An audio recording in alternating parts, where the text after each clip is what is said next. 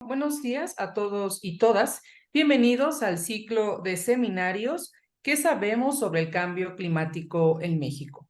En esta ocasión presentamos el módulo 22, que es el último del año, no sin antes darle las gracias a todos y todas las que han estado a lo largo de este año. Es la investigación sobre cambio climático en la UNAM del Instituto de Biología. En esta ocasión presenta el doctor Enrique Martínez Meyer del Instituto de Biología de la UNAM. El tema es la huella del cambio climático en la biodiversidad de México. Me voy a permitir leer su semblanza. El doctor Enrique Martínez Meyer es biólogo egresado de la UNAM, en donde también estudió una maestría en ciencias y posteriormente obtuvo un doctorado en geografía por la Universidad de Kansas, en los Estados Unidos. Desde el 2002 es investigador en el Instituto de Biología de la UNAM. Del 2017 al 2019 fue secretario académico en el Centro del Cambio Climático y la Sustentabilidad en Villahermosa, Tabasco. Sus áreas de investigación se enmarcan en la ecología geográfica, combinando la biología y la geografía para conocer y entender cómo las especies interactúan con el medio ambiente y cómo las alteraciones de este, por ejemplo, el cambio climático y la pérdida del hábitat, afectan a las especies. Esto con el fin de ayudar en la búsqueda de soluciones a los problemas ambientales que enfrentamos. Su grupo biológico de experiencia es el de los mamíferos. Enrique Martínez Meyer ha impartido más de 60 cursos sobre estos temas en diversos posgrados de la UNAM, así como en distintas instituciones de México y en más de 10 países. Ha dirigido 4 tesis de licenciatura, 15 de maestría y 12 de doctorado y ha generado más de 120 publicaciones entre artículos científicos, capítulos de libro y un libro. Actualmente es miembro del Sistema Nacional de Investigadores con nivel 3. Es miembro del Comité Ejecutivo del Programa Nacional Estratégico sobre Sistemas Socioecológicos y Sustentabilidad, PRONASES-SSIS. Y es vicepresidente del Comité Científico del Global Biodiversity Informatics Facility. Muchas gracias, doctor. Bienvenido y adelante. Muchas gracias, Abril. Buenos días a todos y todas. Agradezco pues enormemente la oportunidad de presentar en esta serie de seminarios que organiza el PINC a todas las personas que están detrás de la organización de este evento y de estos eventos, a doctor Francisco Estrada, que encabeza el PINC, y a todo su equipo de colaboradores. Muchas gracias por la invitación. Para mí pues es un enorme gusto participar y un honor también. Gracias también a todas las personas que están conectadas y conectándose. Motiva mucho ver que hay interés en este tema. Entonces, con mucho gusto les voy a presentar la presentación que está preparada para ustedes. Nada más quiero hacer un pequeño comentario sobre el anuncio que circuló de la presentación. Ya un amigo me dijo que está sujeto a demanda del consumidor porque la foto que aparece allí de mí es de hace como 20 años, bueno, no tanto, pero sí, como 15 años. Entonces, para los que no me habían visto recientemente, pues hay una diferencia, ¿verdad? Ahora voy a presentarles el, el tema que les quiero platicar hoy. Es sobre los esfuerzos de investigación que se están haciendo, que se han hecho y que se están haciendo sobre la biología del cambio climático en México y lo que conocemos en realidad sobre qué es lo que está ocurriendo con estos dos elementos de la naturaleza, ¿no? El clima y la biodiversidad, la relación de estos. Y en las últimas semanas y meses hemos recibido noticias alarmantes, muchas de ellas, o bueno, casi todas ellas, con respecto al clima del 2023. Y en una secuencia cronológica les voy a mostrar algunas de estas noticias que han circulado en diferentes medios masivos de comunicación. Desde agosto se empezó a alertar sobre un proceso masivo de blanqueamiento de los corales en México, en las dos costas, en el Pacífico y en la zona del Caribe, producto de un inusual incremento y mantenimiento de una temperatura alta de los océanos. En septiembre, el doctor Francisco Estrada precisamente publicó en su cuenta de X los datos que a su vez publicó la Universidad de Berkeley sobre el año atípico que está siendo 2023. Lo que ustedes pueden ver en pantalla, bueno, es el aviso, el anuncio o el post de Francisco, en donde 2023 es el año más caliente, seguramente va a ser el año más caliente en los registros a nivel global. En México no es la excepción. Septiembre rompe todos los récords, donde hubo un incremento por arriba del 1,5 grados con respecto al periodo de comparación, el periodo base. Y así en todo el año del 2023.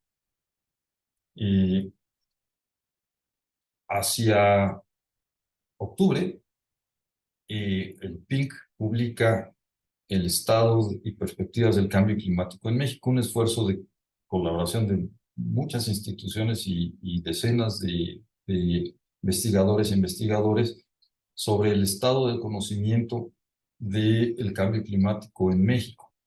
Eso fue en octubre. Todos, bueno, estamos al tanto del terrible evento del huracán Otis que azotó las costas del Pacífico, en específico el puerto de Acapulco y zonas aledañas, con daños pues todavía incalculables. Y pues lo interesante de este fenómeno es la velocidad a la que se formó, que en realidad fue sorpresivo para todo el mundo.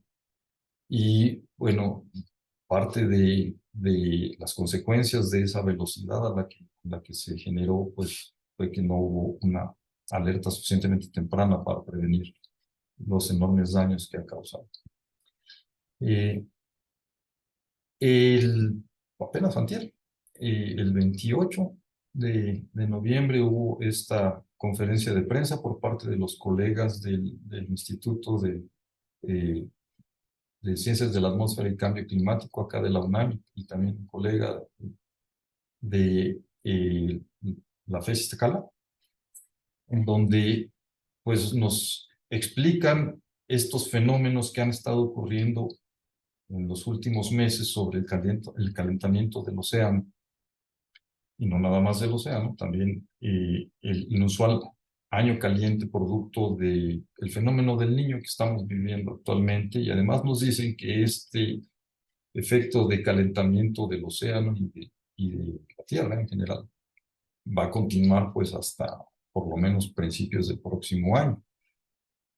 Entonces, todos estos eventos, todas estas situaciones que han estado ocurriendo en los últimos meses, la pregunta es si están ligadas al cambio climático, ¿no? O en qué medida están ligadas al cambio climático, porque lograr entender esa atribución del cambio climático a los fenómenos que vivimos día con día, pues no es directo.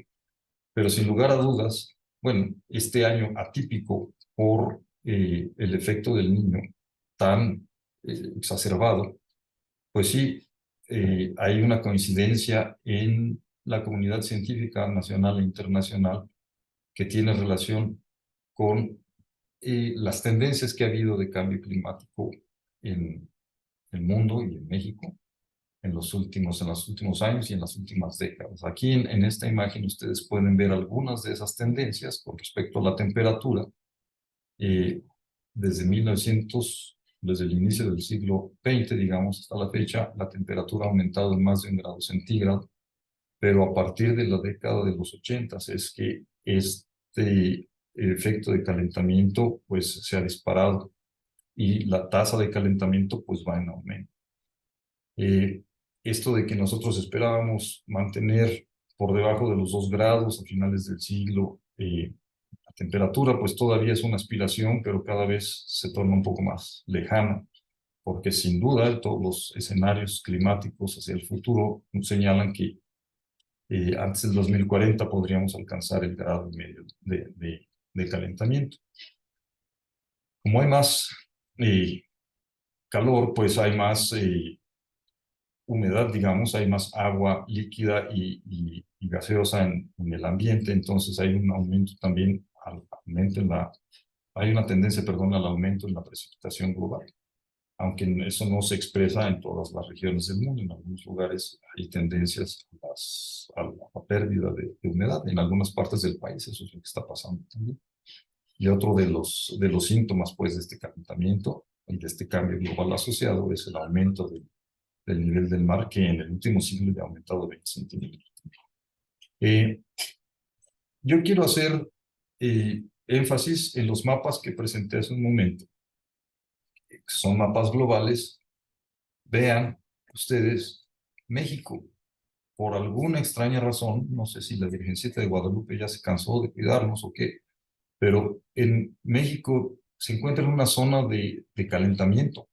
Eso estaría bueno de mi parte entenderlo, que mis colegas, los climatólogos, nos explicaran, pues por qué. O sea, sí sabemos que las latitudes altas del hemisferio norte son las que se están calentando más rápidamente, pero México entra en un cinturón de alto calentamiento, lo que provoca que en México esas tendencias globales se vean exacerbadas, como lo muestra esta publicación que les señalé hace un momento, muy recomendable, por cierto, para que de una manera muy sencilla, muy digerida, ustedes puedan conocer los datos más actuales sobre el proceso de cambio global y de cambio climático en específico en el país.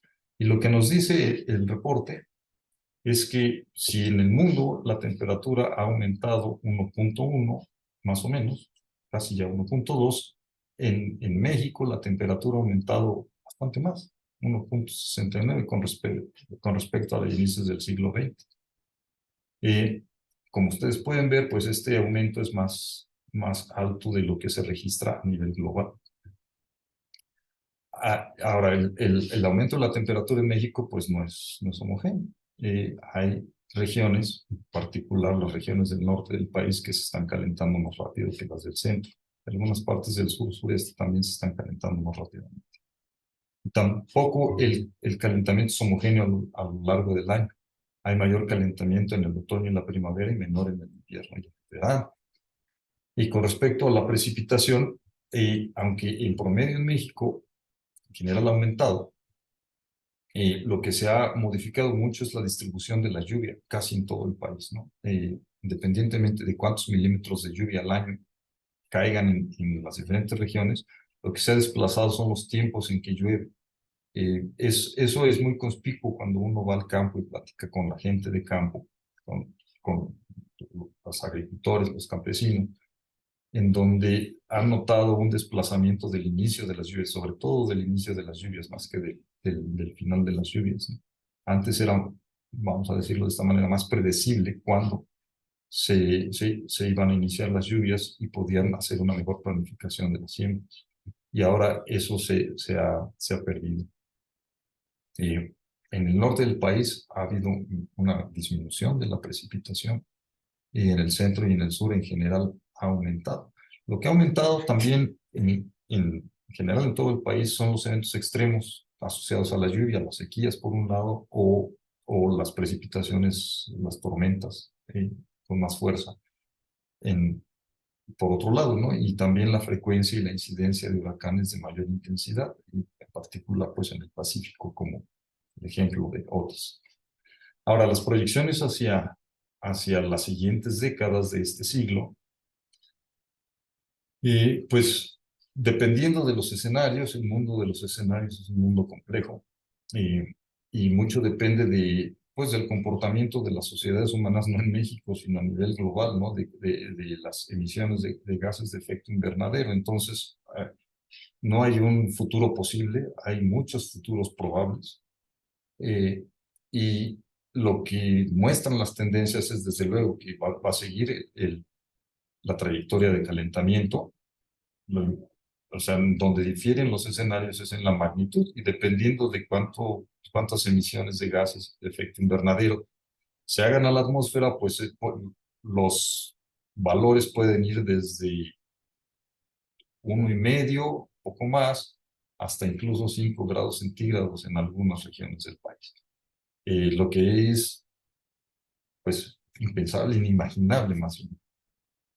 Y con respecto a la lluvia, aunque al principio se mantiene una tendencia de aumento en general en el país de la lluvia, al final del siglo casi todos los modelos coinciden en que va a haber una disminución muy importante de lluvias, ¿no?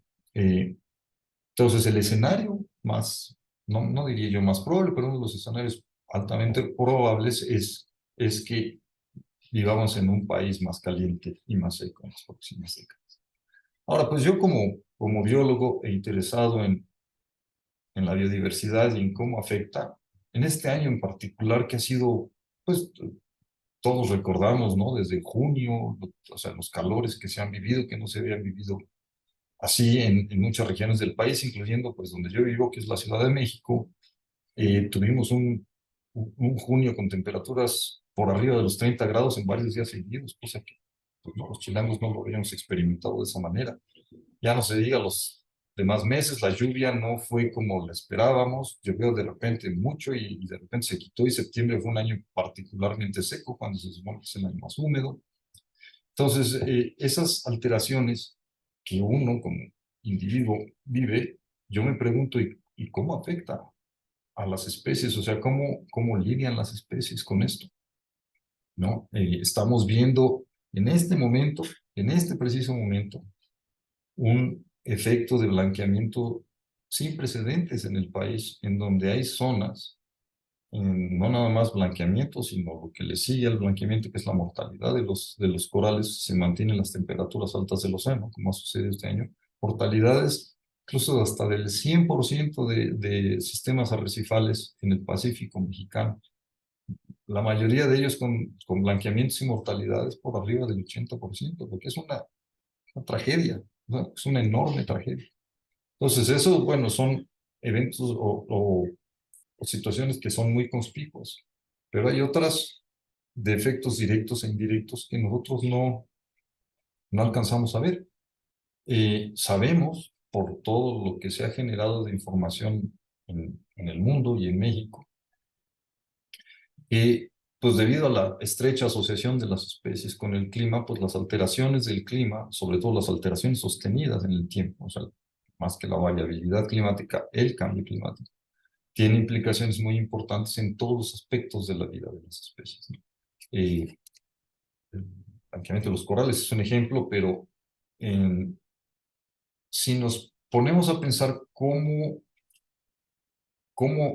afecta, digamos, a los individuos en tiempo real el clima cuando cambian las condiciones climáticas, pues y si estas condiciones se vuelven desfavorables para los individuos, pues no la están pasando bien, o para la comida de los individuos, pues los individuos no la van a estar pasando bien. Cuando los individuos empiezan a sufrir condiciones adversas en el clima, esto se manifiesta también a nivel ya de poblaciones en el tiempo, ¿no? Entonces se empiezan a reproducir menos o se empiezan a morir más y las poblaciones empiezan a descender. La interacción de las poblaciones con otras poblaciones de otras especies también se altera. Entonces, en realidad hay una alteración completa de los ecosistemas que se puede ver la huella desde los genes hasta el funcionamiento de los ecosistemas. Entonces, en las migraciones, en fenómenos como la migración de la monarca, por ejemplo, en México, que es muy emblemática, o cómo cambian las abundancias de las especies en ciertos lugares e incluso la distribución. Ahora,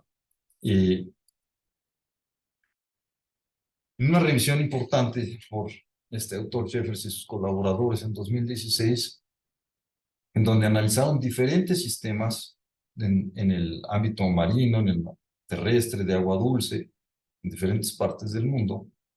Hay que hacer notar que en diferentes partes del norte global, principalmente.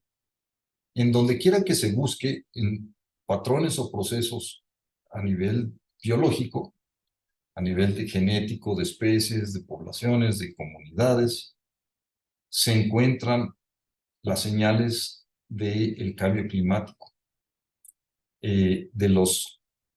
Todos los procesos, de los 94 procesos que este grupo de investigación analizó, encontraron evidencia de respuesta, digamos, en el 82%. Es decir, aunque nosotros no lo veamos, pues obviamente las especies están resintiendo estos cambios y están respondiendo pues en la medida de sus posibilidades, ¿no? Ahora, ¿qué sabemos para México? Eso lo sabemos pues que está ocurriendo en el mundo. Entonces, a ver, si yo les dije hace un momento que México está sufriendo un proceso de calentamiento y de cambio climático en general que es por encima del promedio mundial, pues uno esperaría ver señales de cambio climático aún más claras en el país, ¿no? Bueno, este campo, que lo nombramos la biología del cambio climático, es entender pues los impactos, las respuestas, las consecuencias de cuando cambia el clima, cómo repercuten en las especies y en comunidades y en los biomas. Es un campo relativamente nuevo en México. Los primeros artículos, el primero que yo encontré es del doctor Víctor Barradas, en publicaciones pues todavía más bien locales, y luego las doctoras Lulú Villers e Irma Trejo, muy asociadas al origen del pink. Ellas también hicieron contribuciones importantes para entender, bajo los escenarios que se habían construido en los 90, cómo podría afectar en particular la vegetación de México. Sin embargo, hay dos publicaciones que han marcado un cambio importante en la investigación sobre la biología del cambio climático en México. Una es por parte del doctor Peterson, Tom Peterson, y su grupo de colaboradores, básicamente mexicanos. Ustedes tal vez reconozcan ahí nombres de investigadores de mucha reputación en México. En este análisis en particular, Town y su grupo lo que hicieron fue analizar 1870 especies de todas las aves, todos los mamíferos y 2 familias completas de mariposas. ¿Cómo cambiaría su distribución geográfica bajo escenarios de cambio climático? Y bueno, de los resultados más importantes, lo pueden ver ustedes en la gráfica de aquí o en la ilustración de acá abajo, es que en el norte del país es en donde se esperarían los mayores recambios de especies, es decir, con los movimientos de las especies, más especies se pierden y se ganan en un mismo sitio. Eso es el recambio de las especies, y esto se ve principalmente pronunciado en el norte del país. Y el otro estudio que también ha sido muy influyente porque estos dos estudios y estos dos grupos de investigación han generado escuela en México con enfoques de investigación de cambio climático complementarios. En este caso, el primer autor es el doctor Barry Sinervo, pero el grupo de colaboraciones principalmente de México, encabezados por el doctor Fausto Méndez, colega aquí del Instituto de Biología, en donde a través de una comparación histórica de sitios de registro de especies del género Celopodus en México, de los años 70 a los años 2000, hicieron una comparación de registros de dónde se encontraban las especies y dónde ya no se encontraban las especies. Entonces, los resultados más importantes de estos es que de las 48 especies de las lagartijas de Celopodus que registraron en 200 sitios, modelaron su respuesta fisiológica ante los cambios climáticos al futuro y observaron que el 12% de las poblaciones muestreadas ya se han extinto localmente. Este análisis lo expandieron hacia proyecciones hacia el mundo y hacia escenarios climáticos futuros, y sus proyecciones muestran que hacia finales del siglo podrían extinguirse del global 39% de las poblaciones de lagartijas y 20% de las especies, que son números pues muy altos. Ahora, eso es en el ambiente terrestre. En el ambiente marino, los grupos de investigación han estado más consolidados, y también desde hace mucho tiempo, o sea, de principios de los 90, han generado publicaciones orientadas a los impactos del cambio climático, en particular sobre los arrecifes de coral. Y estos grupos de investigación pues tienen sitios permanentes de monitoreo desde hace décadas, entonces han podido documentar cómo han sido los cambios, digamos, en el largo plazo en varios de los sistemas arrecifales del país. Ahora, existen, si dividimos o si clasificamos la forma en que se hace la investigación del cambio climático en general, México no es la excepción, hay dos grandes enfoques. Uno es basado en la evidencia, es decir, como este último estudio que les mostré de Barry Cisneros y sus colaboradores, en donde se tienen datos históricos de algún parámetro biológico y se comparan los cambios con los cambios que han ocurrido en el clima. Entonces, aunque son estudios correlativos en general, bueno, lo que se busca es una causalidad de la respuesta biológica a los cambios en el clima. Y esa es una forma de hacerlo. A través de este tipo perdón, creo que me quedó una. A través de este tipo de estudios, pues existen una serie de publicaciones en México que en general no son tantas como quisiéramos, en donde se da cuenta, da evidencia de cambios que se han observado a través del tiempo. El otro enfoque es el que llamamos proyectivo, en el que no se utiliza necesariamente la información histórica, sino que a través de datos del presente y con una serie de supuestos se proyectan a los escenarios climáticos que se han generado a nivel global para el futuro, y con base un poco en la biología, con análisis más correlativos de sitios en donde se encuentran las especies y haciendo una modelación de lo que se llama el nicho ecológico de las especies, de las condiciones que le gustan a la especie en este momento, cómo cambiarían las distribuciones de las especies bajo las condiciones cambiadas del clima. Este enfoque proyectivo es más sencillo y por ende es en la literatura que se ha generado en México, pues es el que ha predominado. A través de este tipo de análisis, pues es que en México, después de esos estudios iniciales de Víctor Barradas, de Irma Trejo, perdón, y de Lulú Villers, pues se ha desatado, digamos, una ola grande de estudios, sobre todo de modelación, ¿no? Los estudios de evidencia son más escasos en el país, sobre todo en el ámbito terrestre. Pero a partir de la combinación de estos dos estudios, de estos dos enfoques que no son excluyentes, pues hemos podido documentar situaciones, pues, que nos dan un panorama más o menos amplio de qué es lo que está pasando en México. No profundo, pero por lo menos tenemos alguna idea de qué es lo que está pasando. Entonces, bueno, para poder contestar a la pregunta de cuál es la situación de la biodiversidad en México, de cómo le está afectando el clima en la Ciudad de México, dos colegas y yo, el doctor Julián Velasco y el doctor Carlos Luna, ambos que están ahora en el Instituto de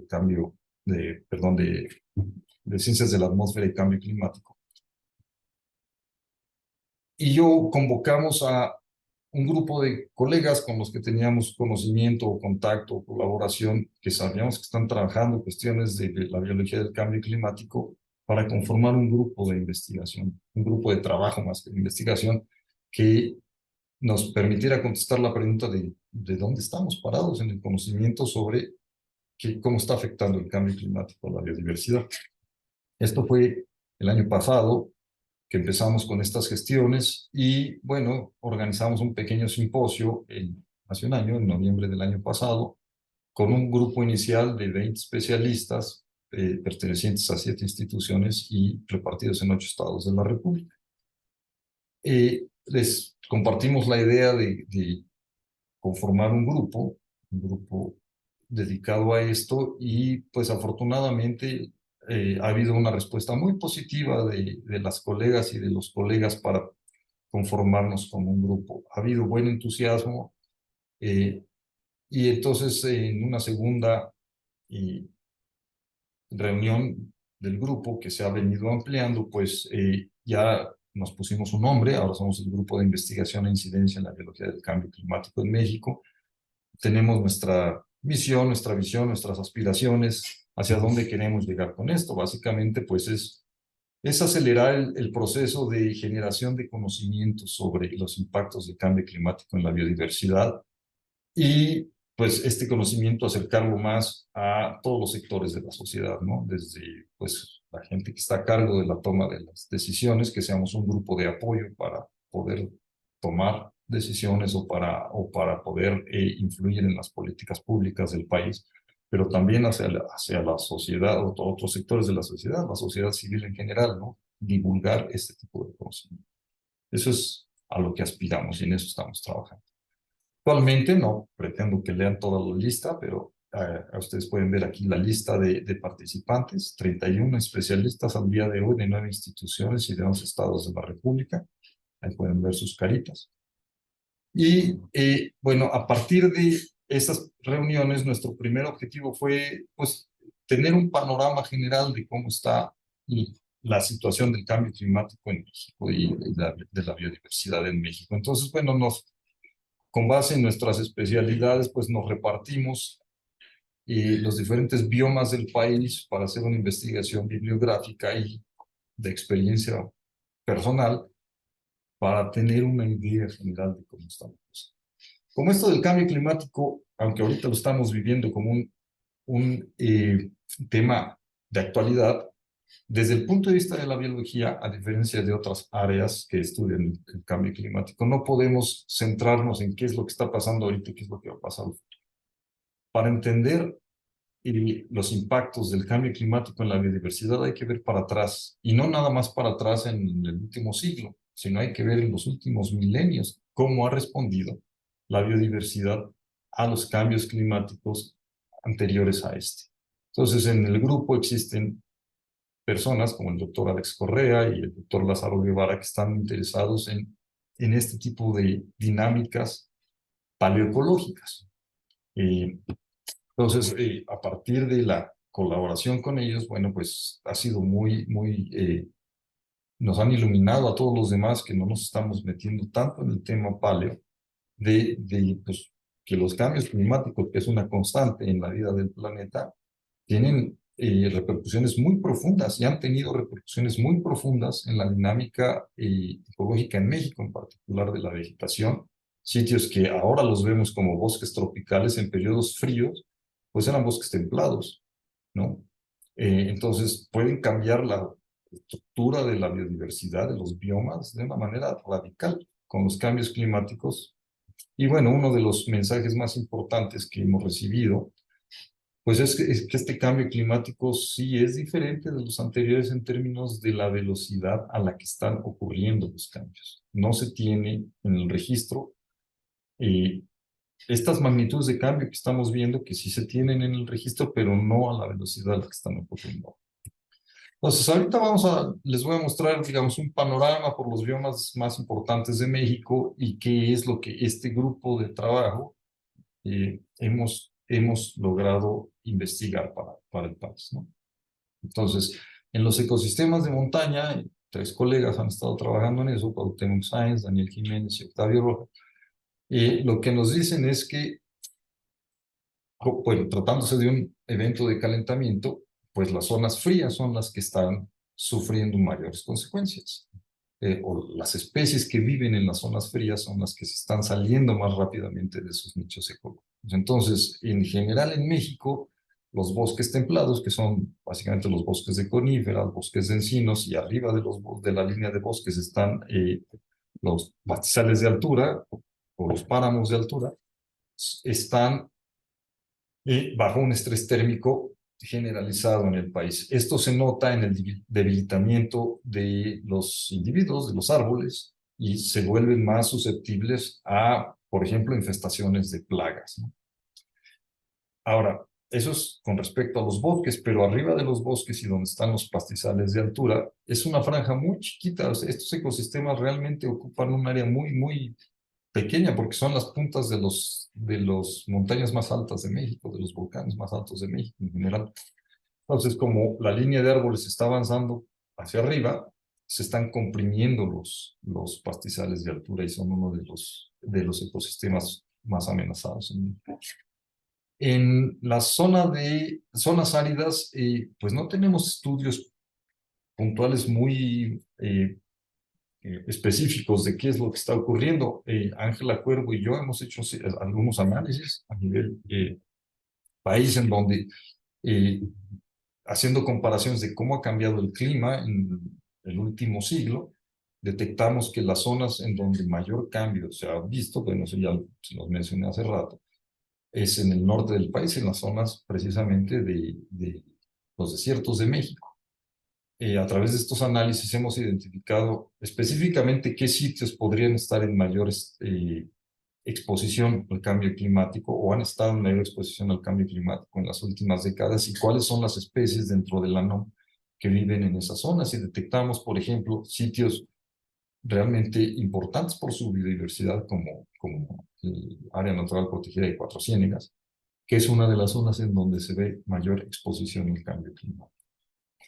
Ahora, con respecto a los bosques tropicales secos, David Prieto, investigador en la Facultad de Estudios Superiores Iztacala de la UNAM, ha dedicado mucho de su investigación a este tipo de ecosistemas y bajo sus enfoques más bien proyectivos, y otros investigadores, no necesariamente de nuestro grupo de investigación, que también han trabajado mucho los bosques tropicales secos, han mostrado pues que como hay una tendencia clara al calentamiento,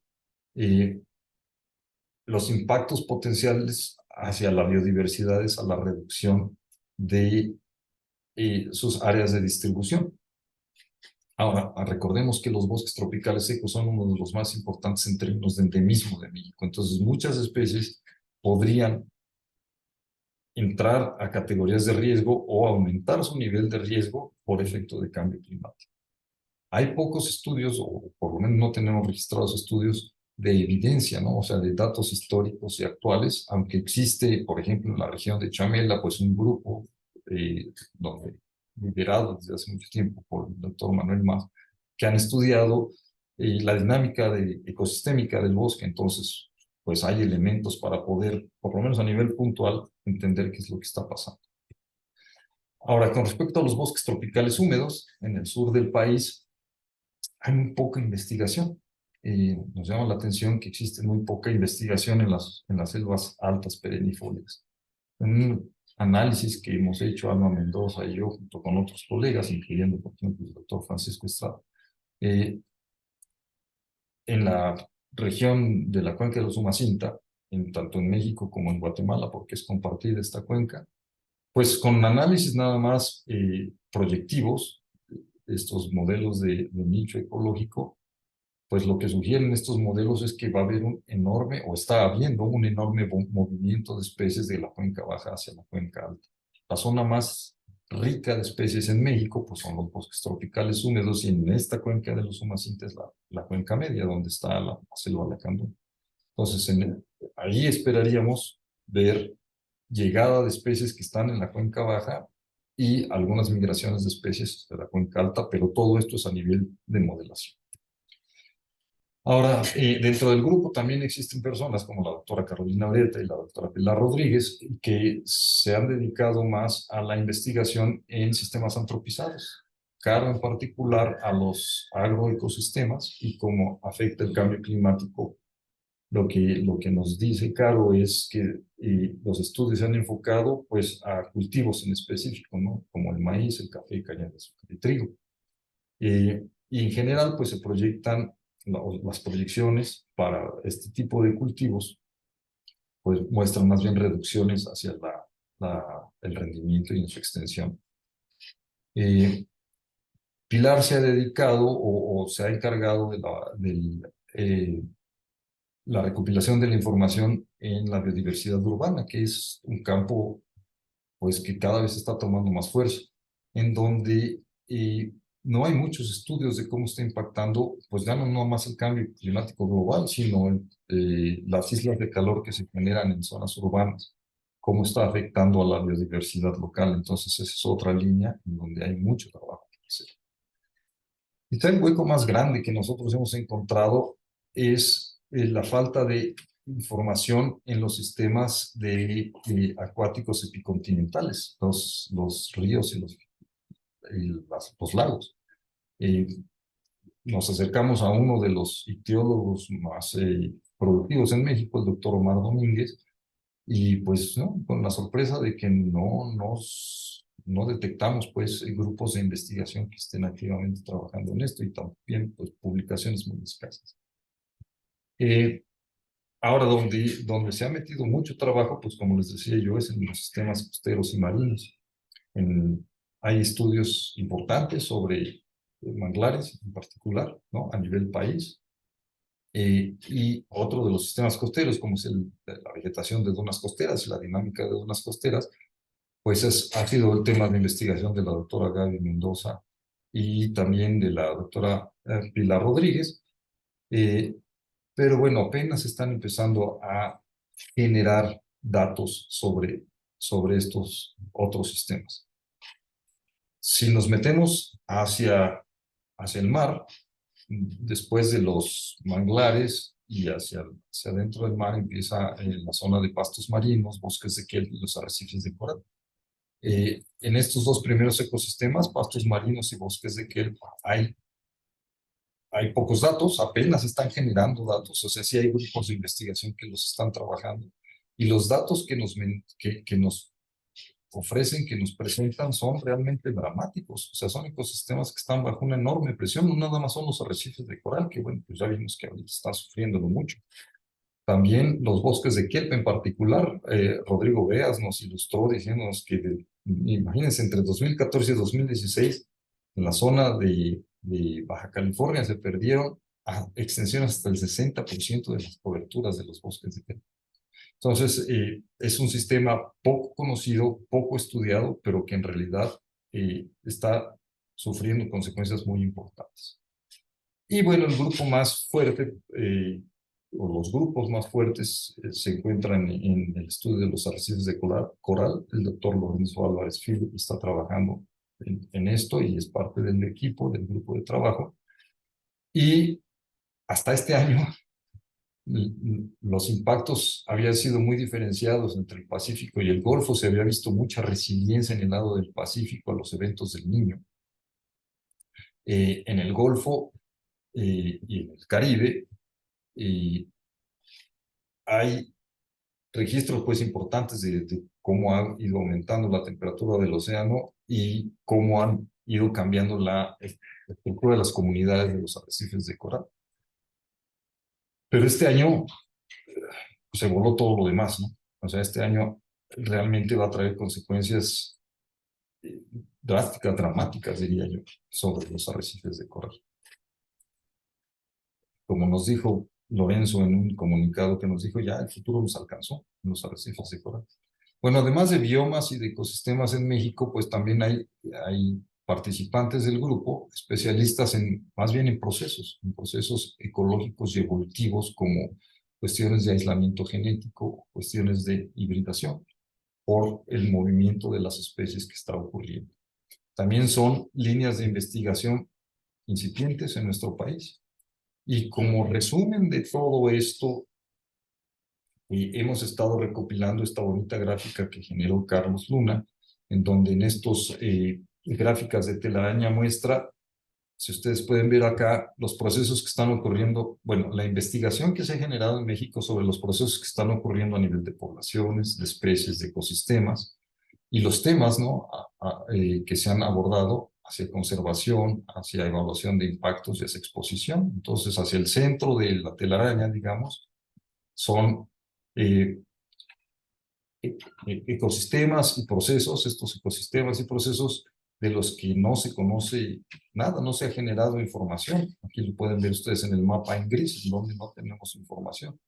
En azulito ustedes pueden ver acá los sistemas costeros marinos, en donde se ha generado, pues, en algunos de ellos la mayor cantidad de información, como les he mencionado, y estos son en verde algunos de los ecosistemas terrestres. Ustedes pueden ver aquí los pastizales, bosques tropicales secos, los bosques templados, los bosques mesófilos, los sistemas urbanos, cómo hay diferentes temas que se han abordado. Pero si lo ponemos en lo general, pues en México estamos apenas iniciando y despegando bien, digamos, pero apenas despegando con nuestro conocimiento sobre qué es lo que está ocurriendo con la biodiversidad y el cambio climático en el país. Ahora, nada más para digamos, cacarear el huevo, ya en publicación del Estado y Perspectivas del Cambio Climático, ya el grupo de investigación, como grupo de investigación, pues tuvimos una pequeña contribución sobre el tema de la biodiversidad que eventualmente se va a desarrollar en un capítulo del estudio de país. Ahora, ya para cerrar, lo que quiero mencionarles es que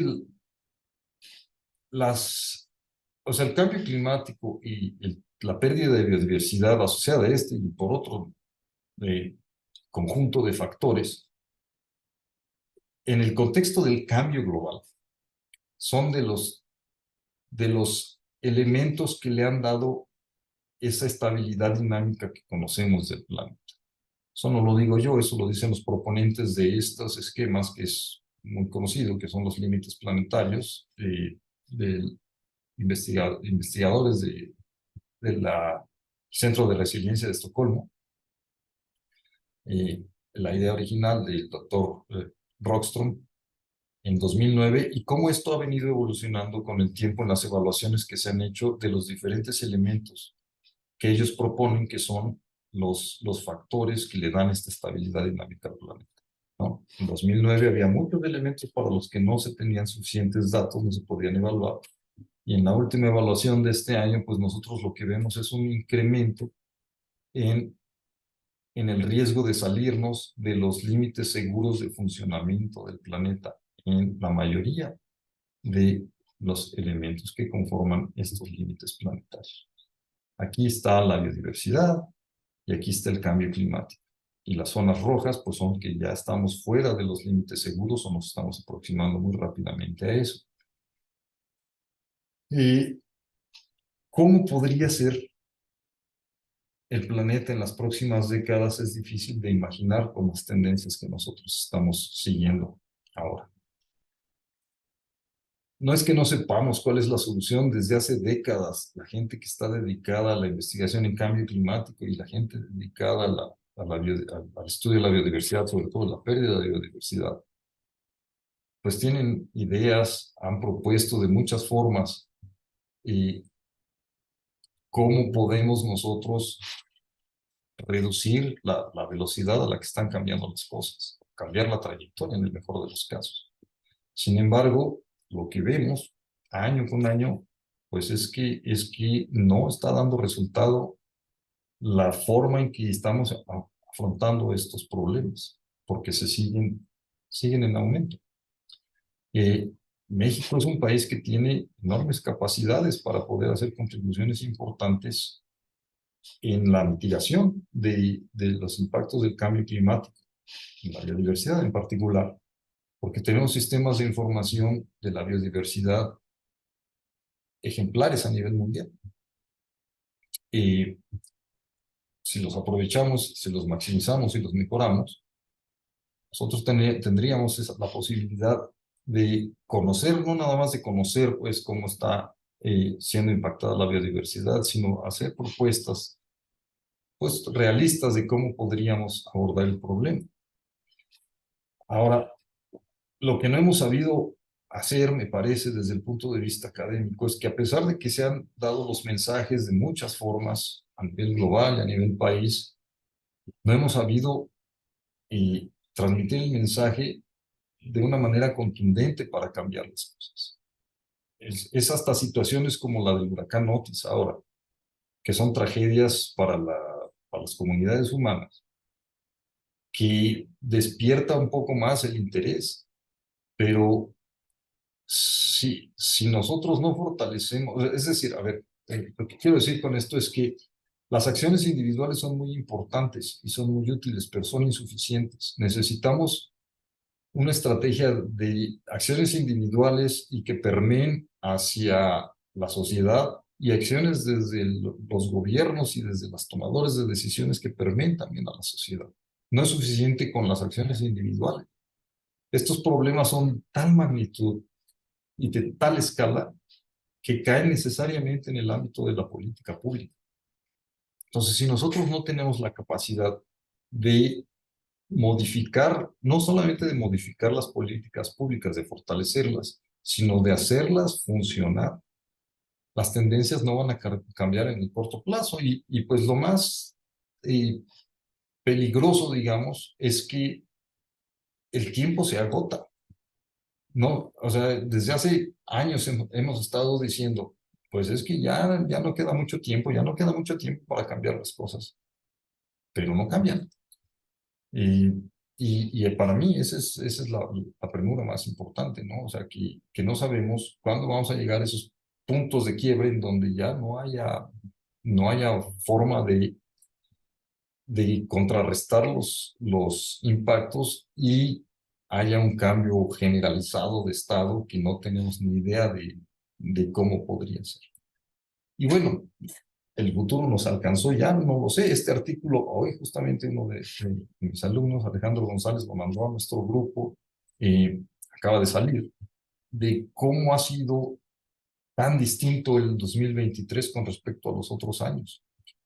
¿Y qué tanto esto es la llamada de que el tiempo nos alcanzó o no? Pues no lo sabemos todavía. O sea, pero si un año como el 2023 se repite con más frecuencia en los próximos años y en las próximas décadas, o incluso más, y cada vez va a ser más difícil poder hacer cambios que realmente cambien la trayectoria de hacia dónde nos estamos moviendo.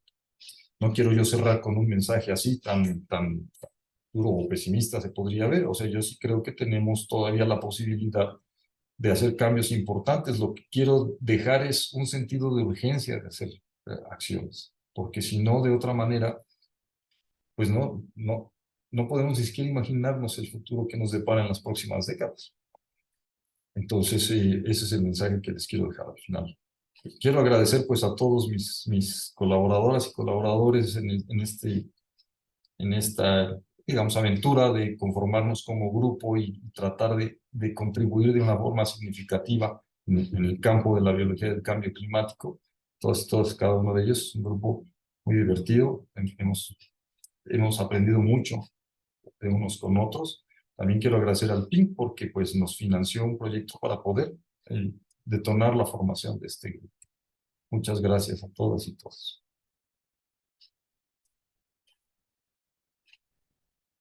Muchísimas gracias, Enrique. Hola, Pancho. Buen día. Qué gusto tenerte por aquí.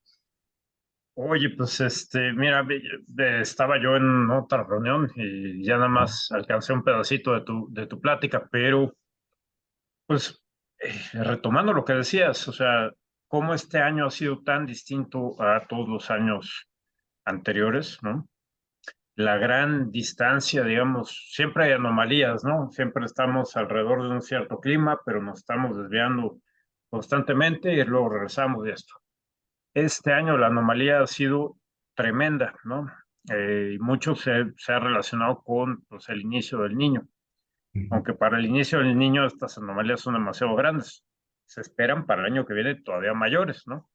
Entonces, digo, es como tú decías, ya estamos tocando la puerta de un concurso donde no nos gustaría estar, pero ya estamos ahí insistentemente, ¿no? Entonces, pues creo que esta llamada que haces tú a la urgencia, de que nos demos cuenta del tamaño de la urgencia es fundamental. Y además, digo, ya para meter otra noticia reciente, pues ya habrán visto por ahí este relajo que se armó, digamos, en la COP 28, donde, digamos, el presidente de la COP en los Emiratos Árabes está usando esta posición, digamos, para tratar de hacer más negocios sobre ampliar los negocios de la industria petrolera, ¿no?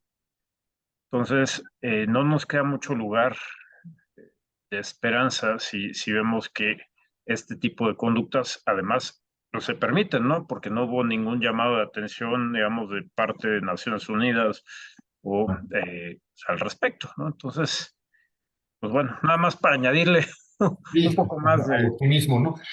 sí, al optimismo, ¿no? ¿Cómo ves qué podemos esperar? O sea, realmente digo, también vi lo que marcabas a nivel local, ¿no? La parte de pues la investigación, la inversión en investigación, que bueno, nunca despunta, ¿no? Siempre estamos muy por abajo de lo que deberíamos, ¿no? Entonces, pues, ¿cómo la ves tú? O sea, digamos, la visión, tú que ya eres un lobo de mar aquí en todos estos temas, qué opinas pues, digamos, el futuro cercano y un poquito más allá de eso? Bueno, y yo no quiero perder la esperanza, ¿eh? A pesar de todas las señales que nos insisten en que los cambios no pueden ser suficientemente rápidos, hay, hay luces de esperanza en capacidad de organización masiva global para atacar problemas ambientales. Bueno, digamos, la capa de ozono es el más emblemático de ellos, ¿no? En donde sí se logró un acuerdo a nivel global, cumplir un acuerdo a nivel global y que cambiar la trayectoria hacia donde iba el tema de la capa de ozono. Y a nivel local hay muchas experiencias de organización desde la sociedad civil y de las comunidades locales para abordar o atacar el tema pues más metido en biodiversidad, ¿no? Sobre manejo de recursos o sobre pérdida de biodiversidad. Yo me quiero aferrar a esas experiencias positivas porque, porque necesitamos hacerlo, Pancho, porque no podemos tirar la toalla. Nosotros, en particular, nosotras y nosotros, las personas que estamos metidas en el tema ambiental, que lo estamos estudiando, que lo tratamos de entender o que tenemos un entendimiento un poco más amplio que la generalidad de la gente, que vemos el tamaño de la ola, no podemos renunciar a poner todo nuestro esfuerzo para que convencer a la gente que estamos en una situación que merece toda su atención, ¿sí? Entonces, más bien soy optimista por decisión, eh, porque, porque la alternativa bueno, pues esto va a pasar y ya que pase y ya, ¿no? O sea, que pase lo que tenga que pasar y listo. No, no, yo creo que la postura que debemos de tomar es de dar la batalla. Y yo creo que como científicos en donde hemos fallado y siendo autocríticos, es en involucrarnos más en el mundo de la toma de decisiones a todos los niveles, pero en términos de política pública, no es tu caso ni muchos de los colegas que han estado muy metidos en eso, pero yo digo en general, no, no es nuestro campo, no nos gusta, no nos involucramos y no lo entendemos. Entonces pensamos que la generación de información es suficiente para poder hacer entender a la gente que toma las decisiones que esto es importante y que hay que cambiar cosas. Y no, no es así. O sea, la realidad es que la información científica es uno de los elementos, una de las piezas que están en juego en todo un rompecabezas muy complejo que es la toma de decisiones. Y si nosotros no entendemos eso, que somos una pieza y no de las principales, sino de las secundarias, o sea, no vamos a poder entrar en el juego, por un lado. Y por otro lado, hemos sido en general malos comunicadores de estos conocimientos, ¿no? Como gremio me refiero, ¿no? O sea, obviamente hay gente que Sí, sí. es muy buena haciendo este tipo de cosas, pero ¿cómo te explicas que no hemos podido hacer llegar el mensaje a las más altas esferas a nivel global? O sea, algo necesitamos hacer diferente. Marketing de Coca-Cola, ¿no? Algo así, de esos que penetran hasta el fondo en todos los ámbitos.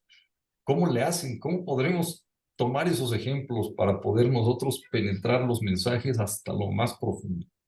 Eso pienso. Es un problemón porque, bueno, también digamos en toda comunicación, tanto hay un emisor como un receptor. Si alguno de los dos no funciona, pues o no está abierto, pues tenemos también problemas muy complicados, ¿no? Y yo creo que estoy completamente de acuerdo contigo en la autocrítica, pero también estoy consciente de que pues hay una cerrazón también a, digamos, a estos problemas por pues la urgencia de otros temas, ¿no? O la aparente urgencia de otros temas, ¿no? Que de acuerdo, ¿no? Hay que atender, pero hay que hacer, digamos, un espacio para, si tenemos ahorita temas muy urgentes, ya es cambio climático uno de ellos, y en el Claro. futuro todos esos temas urgentes que estamos tratando de paliar, olvídalo, o sea, Sí, ¿no? sí, sí.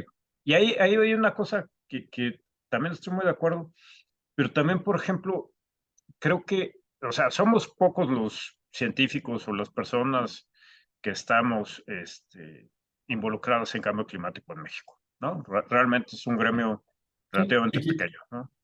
Y esta cosa de que son de las tareas que uno debe de hacer como investigador, ¿no? Digamos, investigar, docencia, y difusión y divulgación del conocimiento.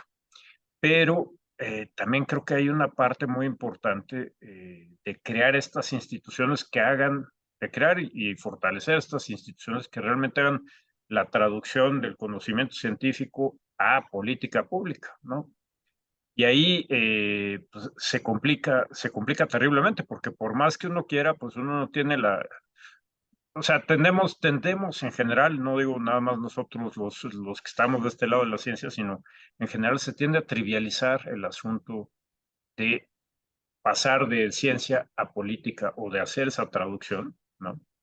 Y yo creo que pues, realmente los científicos no son los mejores preparados para No, esto, ¿no? no somos, sí, no somos. Entonces ahí, pues sí, digamos, el debilitamiento de instituciones o dependencias como es el INEC o como es CONAVI o como son ese tipo de cosas, yo creo que es muy delicado precisamente por eso, porque tiene que haber un brazo técnico que comunique estas cosas de Sí. una mejor manera que lo que uno puede hacer, ¿no? Y mira, la preocupación mayor es el Sí, tiempo para hacer las cosas, o sea, somos muy lentos para reaccionar en general, ¿no? Y, o sea, no nos va a esperar lo que nos nos va viene, a llevar. nos va a llevar.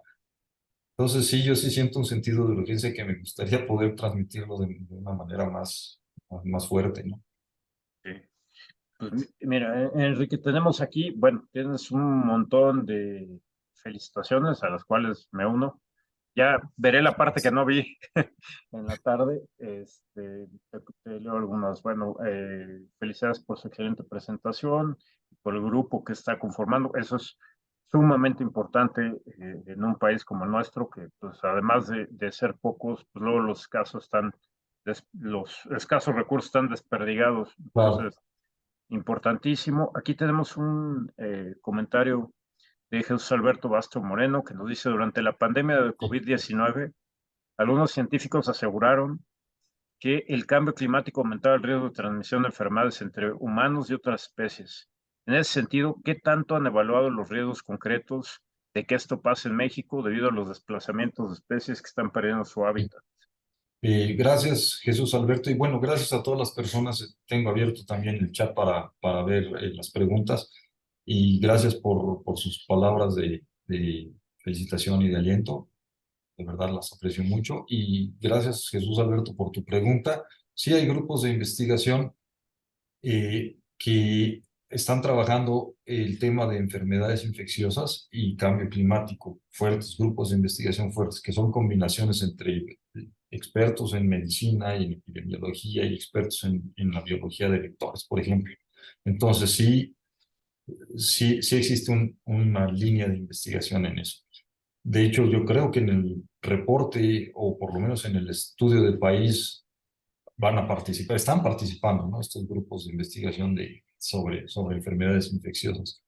Y lo que es un hecho es que, sobre todo las enfermedades de origen tropical, como voy a poner el ejemplo más emblemático, el dengue, pues claro que ha tenido una expansión muy importante en el país y en el mundo por efecto de cambio climático. Y nosotros lo podemos verificar en México, en ciudades como Jalapa, que es pues, a la que yo visito con cierta regularidad, en donde no había brotes de dengue hace una década, un poquito más, y ahorita ya cada año hay brotes de dengue porque pues, está muy cerca la costa, las zonas calientes, y aunque Jalapa era un bosque mesófilo que no permitía condiciones de establecimiento del mosquito que transmite el dengue, pues ahora ya lo permite.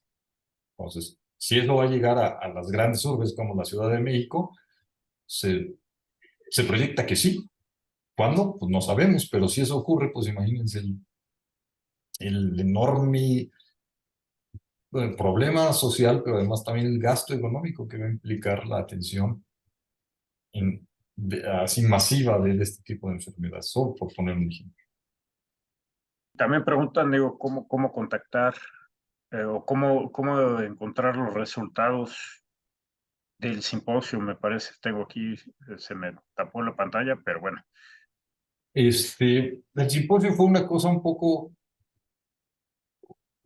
poco planeada precipitadamente. En realidad, no estaba pensado hacer un simposio, sino hacer una reunión taller con este grupo de personas, pero dijimos, bueno, pues como entre nosotros tampoco nos conocemos, mejor hacemos primero un simposio para que todo el mundo sepa qué es lo que está trabajando el otro, ¿no? Entonces fue una organización como precipitada, digamos, y me parece que sí se grabó. Voy a averiguar si sí se grabó, y si sí, pues te lo hago llegar, Pancho, Claro, por supuesto. para difundirlo en los medios del PINC. Creo que Claro. sí está grabado. Entonces, si está grabado, bueno, está dentro de los registros del Instituto de Biología, porque ahí se llevó a cabo el simposio en el Jardín Botánico del Instituto de Biología. Y Sí, normalmente graban los eventos, entonces ahí puede estar. perfecto. Ahí si nos lo compartes, lo subimos al Sí, Pink. sí, sí. Pues,